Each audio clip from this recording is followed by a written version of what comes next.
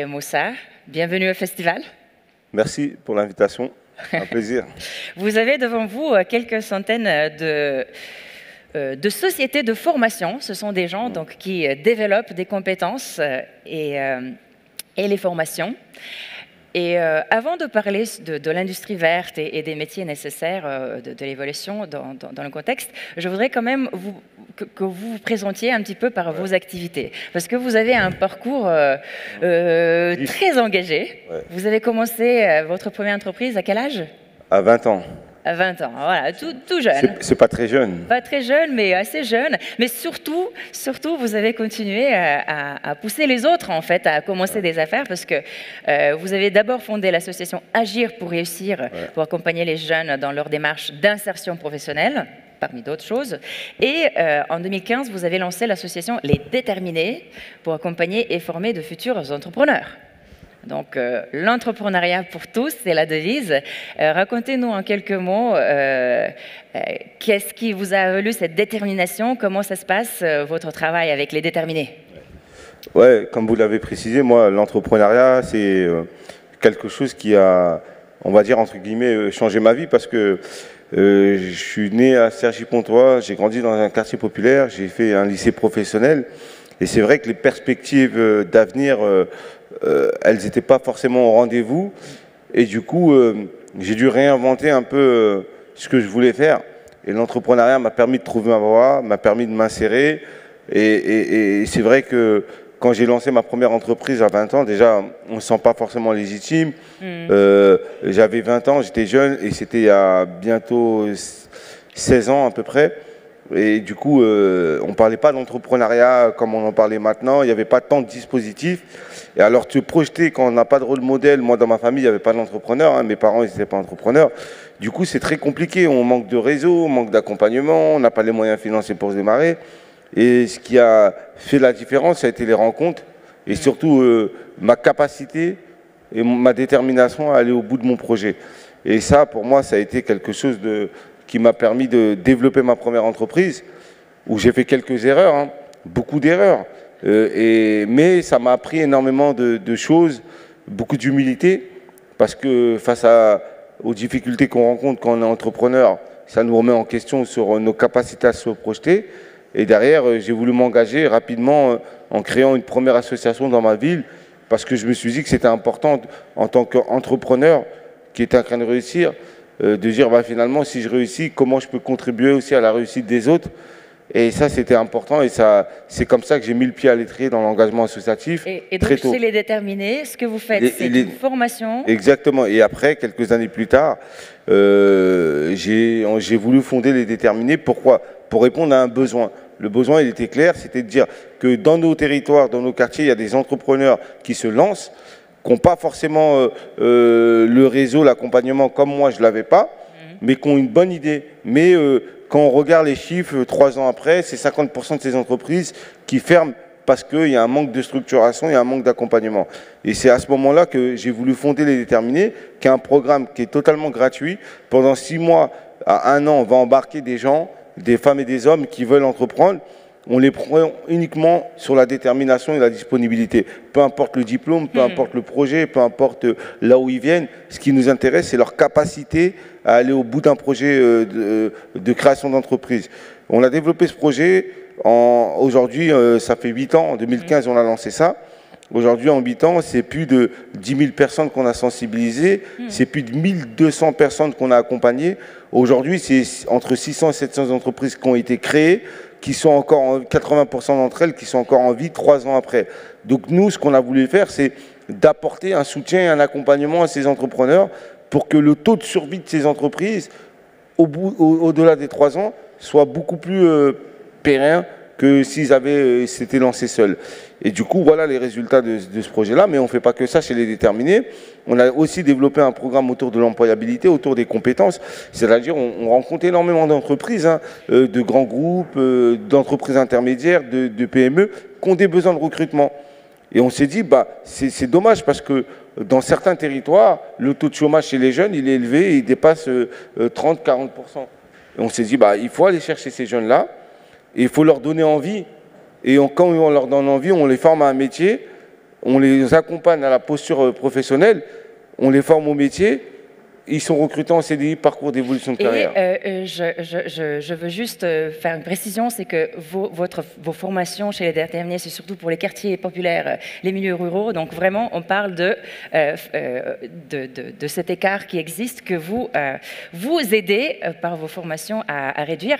Et donc, on parle depuis tout à l'heure de la force du réseau, de la détermination et de tout ce que vous avez appris depuis ces années. Et c'est grâce à ce réseau, ces expériences, que vous avez été appelé par le gouvernement pour parler ou pour travailler sur les compétences liées à la réindustrialisation de la France. Comment ça s'est passé rapidement? Quel est votre rôle là-dedans? Oui, en décembre 2022, je reçois un coup de fil du ministre de l'économie qui connaissait le travail que je faisais auprès des déterminaires autour des compétences pour aller chercher des profils qui sont en dehors des radars et pour les ramener soit dans l'entrepreneuriat, soit dans l'emploi. Et il me dit, voilà, on réfléchit à un projet de loi avec le gouvernement sur la réindustrialisation verte de la France. L'industrie, moi, c'est quelque chose que je connais de loin, mais aussi on regarde parce que parfois on est confronté aussi à des entreprises industrielles au sein même des programmes qu'on lance. Mais au-delà de ça, c'était de travailler comment on résorbait les compétences dans ces métiers-là. Il me propose de rejoindre l'équipe. Et en fait, il y avait 5 groupes de travail. Le premier, c'était comment on réduit, on regarde la fiscalité sur les métiers industriels. On a un slide sur les 5 chantiers. Exactement. Normalement, ça doit arriver. Transformer la fiscalité pour faire grandir. Le deuxième chantier, c'était ouvrir des usines et réhabiliter les friches. Troisième chantier, c'était produire, commander, acheter en France. Quatrième chantier, industrie verte. Et le 5e chantier, c'est le chantier que j'ai piloté en binôme avec une députée, Astrid Panosyan-Bouvet, sur comment on forme au métier de l'industrie verte. Et dans chaque chantier, il y avait un chef d'entreprise et un parlementaire. Et pendant 4 mois, ça a été une 60aine d'auditions, ça a été des visites de terrain auprès des entreprises, mais ça a été de recevoir des salariés, ça a été de recevoir des associations, d'écouter des fédérations, aller aussi dans les universités, dans les écoles de production, pour voir et comprendre à peu près qu'est-ce qui faisait en sorte que les jeunes, même d'interroger des jeunes en lycée pro, que ces métiers d'industrie ne parlaient pas à tout le monde. Déjà, il faut savoir que 82% des jeunes pensent que les métiers industriels, c'est des métiers pénibles, c'est des métiers mal payés, c'est des métiers qui ne sont pas valorisés, etc. Et on reviendra à ça tout à l'heure, mais d'abord, juste, quels sont ces métiers? En fait, quand on parle de l'industrie, l'industrie verte, surtout, quels sont les métiers à former? Quelles sont les compétences attendues? Déjà, il y a énormément de métiers à former. Il y a les métiers scientifiques, mais il n'y a pas que. On cherche des soudeurs, on cherche des chaudronniers, on cherche des gens dans la maintenance, que ce soit dans le naval, ou que ce soit dans l'aérospatiale, ou que ce soit dans l'automobile, etc. Il y a énormément, et même dans l'agroalimentaire, il y a un besoin énorme. Aujourd'hui, on veut faire, moi comme j'ai dit dans ce rapport, et j'en discutais avec mes collègues du groupe de travail, je dis on ne peut pas vouloir faire une nation industrielle verte sans gagner la bataille des compétences dans ces métiers-là. Parce qu'on peut faire revenir des entreprises, faire tout ce qu'on veut, réhabiliter les friches, baisser la fiscalité. Si derrière on n'a pas les gens pour pouvoir faire tourner ces usines-là, ça ne marche pas. Et aujourd'hui, moi, le constat que je voulais faire, c'était déjà partir du terrain. Moi, je ne suis pas quelqu'un institutionnel, je ne suis pas politique. Je suis quelqu'un qui est engagé, qui est un entrepreneur aussi, et qui a une vision qui est dans l'action concrète et directe. Donc, pour moi, c'était hyper important de proposer des mesures très concrètes. Ce n'était pas de réinventer la roue. C'était pas aussi d'aller dans le réglementaire, dans le tout législatif. C'était de s'appuyer sur ce qui marche et de reprendre ça et de généraliser des initiatives, etc. Et c'est ce qu'on a proposé, nous, dans nos propositions avec la députée. Quelles sont les mesures que vous proposez pour y arriver? Il y a plusieurs mesures qu'on propose. Déjà, la première mesure, c'est comment faire connaître l'industrie. Parce qu'aujourd'hui, on parle d'industrie, mais il faut pas oublier que parfois, l'industrie, quand on va dans certains territoires, ils ont été désindustrialisés, ça a laissé des traces. C'est-à-dire les parents encore dans leur inconscience collective que ces métiers-là, c'est des métiers c'est pas des métiers d'avenir. Donc aujourd'hui, revenir avec un discours, on va dire que demain, ce sont des métiers d'avenir, il faut réindustrialiser, il faut envoyer vos enfants dans des filières industrielles, ça ne prend pas à tout le monde. Donc il faut lancer une grande campagne de communication, ça a été l'une des premières mesures sur l'industrie. Il faut qu'il y ait des émissions autour des métiers de l'industrie, mais vraiment comme on a pu le voir dans les métiers de la cuisine avec Top Chef et plein de secteurs d'activité différents. Il faut aussi qu'on arrive à faire en sorte que ces entreprises industrielles se renouvellent, c'est-à-dire aujourd'hui je ne suis pas sûr que la plupart des Français aient déjà visité une usine industrielle.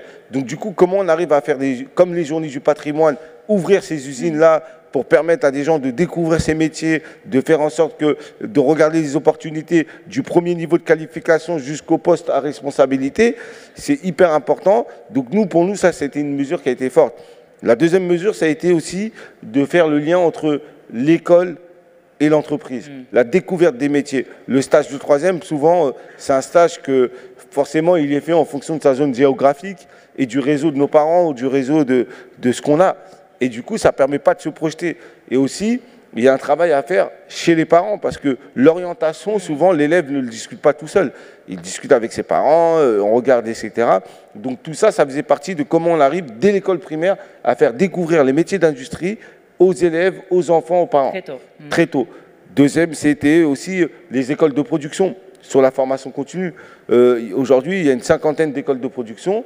C'est un dispositif qui marche, c'est faire en apprenant, c'est-à-dire on prend des jeunes qui sont parfois en décrochage ou pas, qui rentrent dans ces écoles de production, qui ont des commandes publiques réelles et qui travaillent sur une commande des entreprises ou publiques, et derrière, ça leur permet d'apprendre le métier en étant à l'école.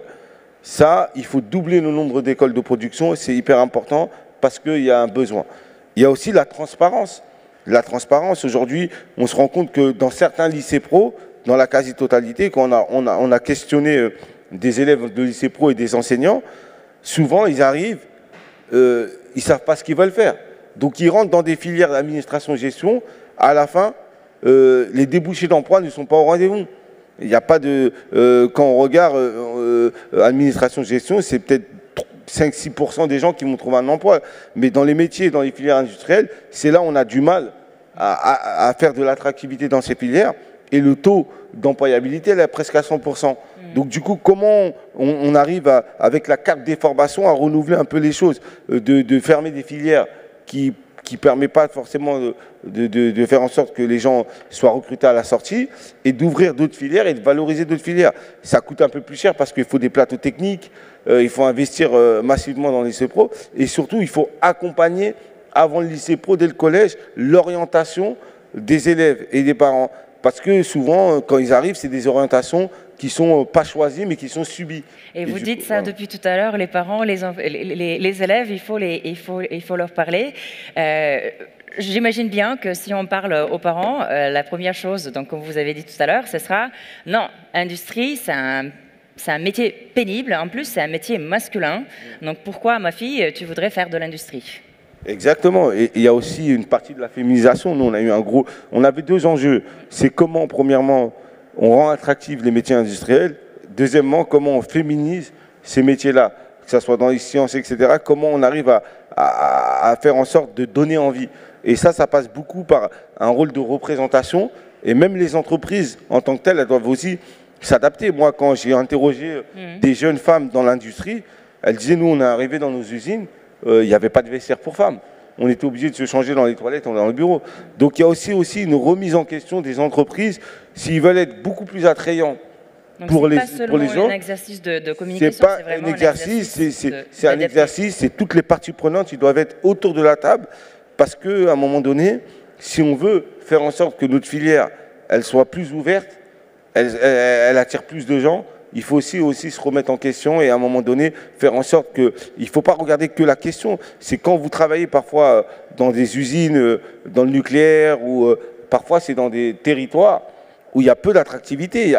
C'est des villages, c'est des villes moyennes où il n'y a pas forcément de mode de garde, il n'y a pas d'école à proximité.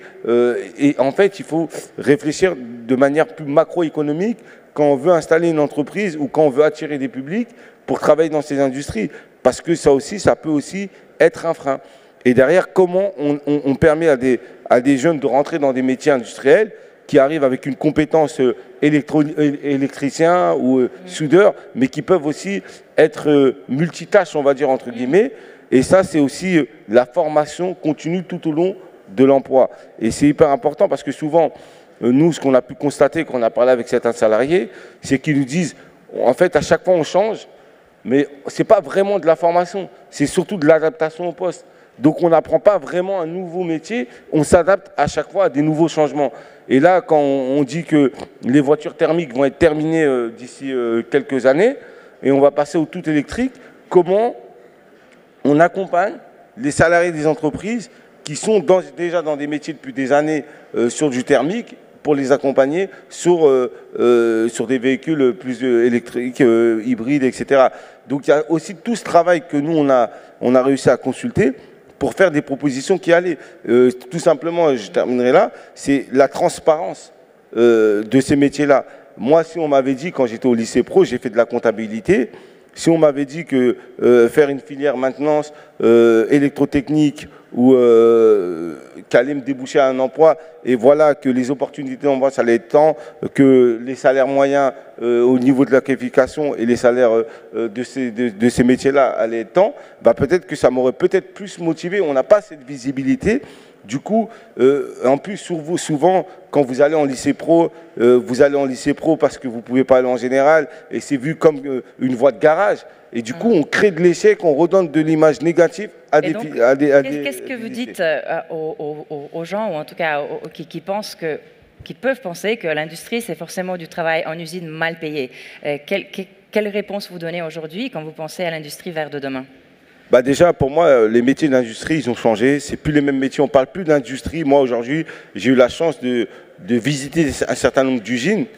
Aujourd'hui, il y a l'aspect technologie. La tech, elle est très présente dans les entreprises industrielles.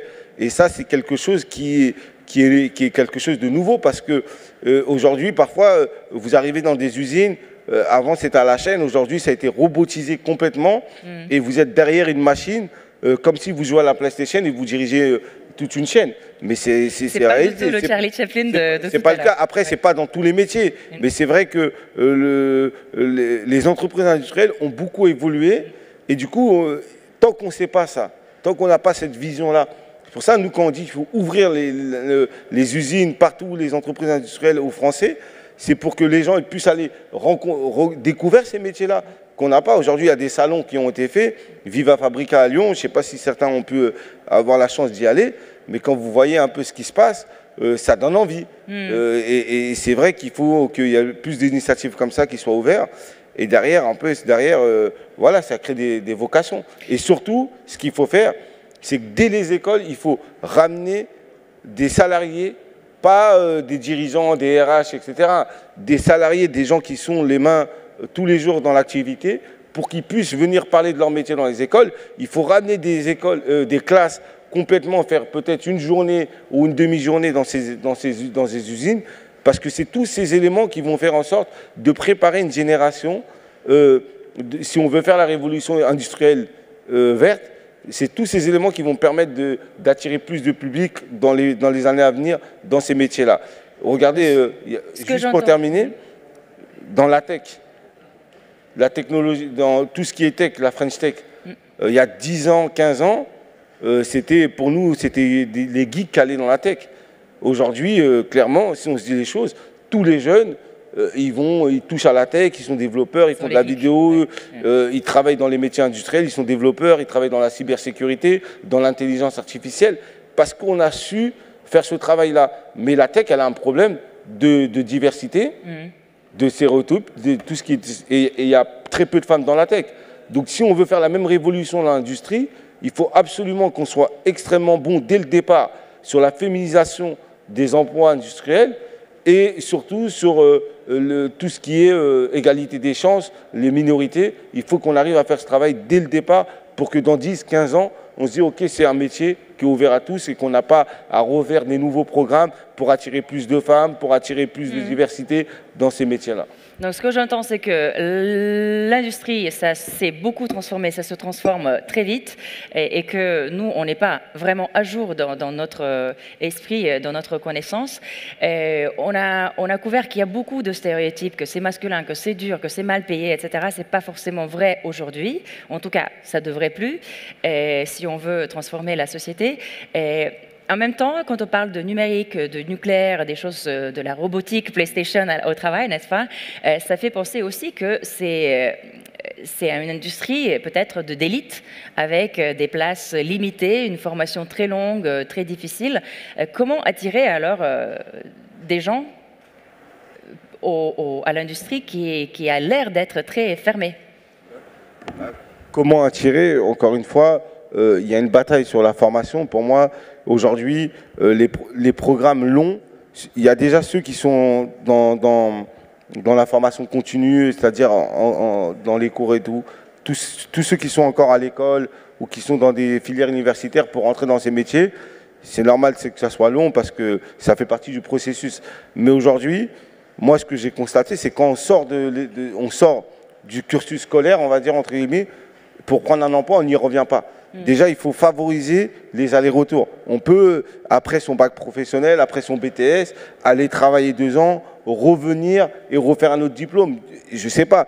Mais ça, en fait, ce n'est pas assez valorisé. Le fait de faire des allers-retours entre quand on sort du système scolaire, on n'y revient plus généralement. Du coup, il y a aussi des outils qu'on doit aussi mettre en place pour permettre aussi avec l'enseignement supérieur, avec l'éducation nationale, qui favorise aussi cet accès aux allers-retours. Il y a eu un grand travail qui a été fait sur l'apprentissage. Aujourd'hui, on a réussi à tripler le nombre d'apprentissages parce qu'il y a vraiment eu un choix politique qui a été fait qui a permis en fait d'accélérer tout ça. Et ça aussi, c'est des choses qu'il faut continuer. Après, sur tous ceux qui sont en dehors du circuit scolaire, comment on arrive à proposer des circuits courts de formation qui peuvent permettre en fait à des gens qui ont quitté depuis très longtemps le système scolaire, qui ne se retrouvent pas forcément dans un cadre de formation, d'être accompagnés, mais de manière où il faut repenser la formation. Nous, ce qu'on fait avec les déterminés, par exemple, sur les métiers en employabilité, c'est-à-dire on va chercher des décrocheurs ou des gens qui sont éloignés de l'emploi. Ces gens-là, parfois, ils ont une histoire particulière avec l'école, parce qu'ils ont dû quitter, parce qu'ils ne se retrouvaient pas, etc. Et ce qui se passe, c'est que nous, on va les chercher, on les prépare à l'emploi pendant 4 mois, les entreprises les forment au métier, derrière, ils sont recrutés en CDI, parcours d'évolution de carrière. C'est très simple. On ne les met pas dans des conditions de formation classiques, parce qu'on sait qu'ils vont décrocher à la fin. Donc, on les met entre la connaissance de leur posture, de l'environnement de l'entreprise. On les forme au métier en même temps, on fait des allers-retours, et derrière, ils s'accrochent tous, parce que pourquoi l'approche, elle a été différente. Et en fait, je pense que nous, en tant qu'organisme de formation, on doit aussi, si on veut aller chercher des publics qui sont en dehors des radars, et notamment dans ces secteurs d'activité-là, qui sont compliqués parce qu'ils sont mal connus, etc. et tout, il faut aussi repenser notre manière et notre cadre de formation qui peut aussi s'adapter à n'importe qui. Et ça aussi, je pense que c'est un sujet sur lequel il faut qu'on y travaille encore. Il n'y a pas encore toutes les réponses, mais je pense que si on arrive à faire évoluer la capacité d'embarquer les gens dans les programmes d'accompagnement et de formation, je pense que ça fait la différence. Nous, aujourd'hui, on arrive à avoir des gens diplômés comme des gens pas diplômés dans le même programme de formation. Ça revient à ce qu'a dit Nathalie tout à l'heure sur l'insertion des gens en handicap cognitif, mental. Donc, on parle de nouveau à l'accessibilité de la formation. On parle beaucoup de l'industrie, mais là, il s'agit de l'industrie verte. Donc, est-ce qu'il y a une mesure, ou en tout cas, comment vous réfléchissez à cette... comment promouvoir la transition écologique via l'industrie? Est-ce qu'il y a quelque chose de particulier? La première chose qu'il faut faire, c'est informer, c'est sensibiliser. Et après, c'est former, c'est vraiment accompagner déjà, parce qu'on n'est pas forcément tous sensibles à la transition écologique, même si aujourd'hui, c'est un sujet qui prend de plus en plus. Mais en réalité, quand on ne connaît pas de quoi on parle, on ne peut pas agir. C'est-à-dire, c'est pour ça que nous, ce qu'on préconisait, c'est en même temps, c'est d'inclure des modules de transition écologique dans la formation continue, même si ça ne concerne pas forcément pour tous.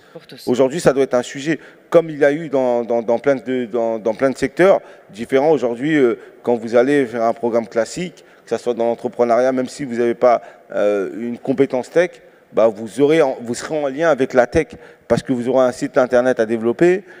Même si vous faites par exemple des confitures que vous vendez, bah vous allez utiliser le web pour pouvoir faire connaître. Une compétence transverse comme le numérique. Exactement. Oui. Donc du coup, pour moi, la transition écologique, ça doit être pareil. On ne peut plus créer des entreprises ou aller travailler dans un emploi qui n'a pas cette notion de transition écologique parce que le monde est en train de bouger, tout est en train de se jouer là. Et nous, on ne peut plus être avec des méthodes à l'ancienne qui n'évoluent pas, etc. Donc pour moi, la transition écologique, elle doit faire partie de la formation continue, de toutes les formations continues, que ça soit lié directement ou indirectement, pour avoir conscience, parce que c'est des opportunités aujourd'hui. Toutes les entreprises aujourd'hui qui se lancent, elles ne peuvent plus se lancer comme elles se lançaient il y a quelques années. Depuis janvier, vous travaillez donc sur le projet de loi Industrie verte. Les propositions ont été présentées en avril. Où est-ce que vous en êtes aujourd'hui? C'est quoi la suite? Là, aujourd'hui, où on en est, ça a été présenté, on a signé le rapport, tout a été présenté. Nous, on a eu la chance que dans notre chantier, toutes nos mesures soient retenues. Il n'y a aucune mesure qui n'a pas été retenue dans notre chantier. Je pense qu'on est les seuls. Sur la formation. Sur le projet, parce qu'on on est vraiment parti du concret, on n'a pas réinventé, on est sorti un peu du législatif et du réglementaire, et on a pu aussi pousser nos propositions. Ça a été la première chose de satisfaction, mais dans l'ensemble, le projet de loi, ça y est, il est en cours, il a été présenté au Conseil des ministres. Le président aussi a annoncé aussi les mesures, et là, il va passer dans les deux chambres avant les vacances, et après l'été, pareil. Et il va être voté, il va être, à mon avis, je pense, décliné dans les mois et dans les années, dans les mois à venir, quoi. Du coup, nous, on suit. En plus de Top Chef, on aura un top. Déjà, il y a France 2030 qui ont des moyens sur les compétences, qui vont aussi mettre énormément de moyens pour former dans ces métiers-là dans les années à venir. Et derrière ça, c'est que nous, on continue à suivre nos propositions avec tous les gens qu'on a auditionnés, parce que c'est vraiment quelque chose sur lequel il faut pas lâcher. Parce que c'est pas, ça y est, on a rendu un rapport et qu'on laisse ça entre les mains des politiques et que les choses vont se faire. Non, au contraire, il faut être derrière, il faut alerter, il faut les bouger, et il faut être encore force de proposition, il faut alimenter tout ça. Parce que je pense qu'on a consulté une 60aine de personnes, mais c'est pas en consultant une 60aine de personnes qu'il faut affiner, il faut regarder, qu'il y a aussi des solutions qu'on n'a pas pu voir, qui peuvent aussi alimenter. Et ça aussi, c'est notre partie de faire remonter un peu tout ça, quoi. Et si vous avez des remontées, des commentaires, n'hésitez pas. #Skillfest 2023, c'est une façon de partager. Une dernière question, peut-être pour conclure. La clé de la réussite pour l'industrie verte, en quelques mots, pour vous, c'est quoi? La clé de la réussite, pour moi, en quelques mots, c'est simple. Hein, c'est informer, faire connaître, valoriser et surtout donner la chance à tous. C'est ça. Donner la chance à tous. Merci beaucoup, Moussa Camara.